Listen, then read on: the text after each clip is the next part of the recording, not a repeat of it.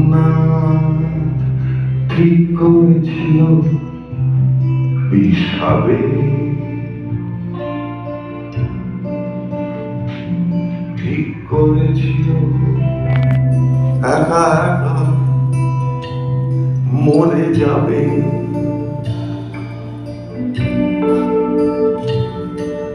হঠাৎ এক চিলতে রোদ্দুর এসে পড়ে তার ঘরে, থেমে যায় সোমনাথ নীরবে।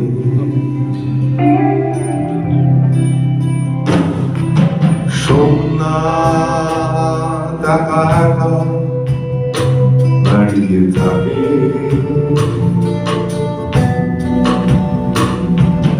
হেরে গিয়ে মরে যাওয়া থেমে যায়। জানলা দিয়ে শরৎকালের রোদ আস্তে আস্তে বাড়ে,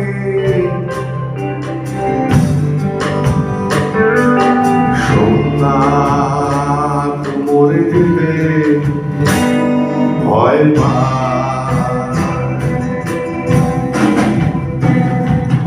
অনেকেই আছে সোমনাথ কিংবা সালমান,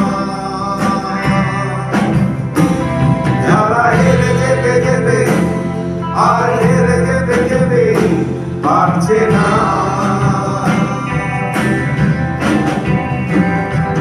জীবনের দাম কতটা বলে দেয় একটু রোদ্দুর, তাই সোমনাথ আর কিছুতেই বিষ খাবে না।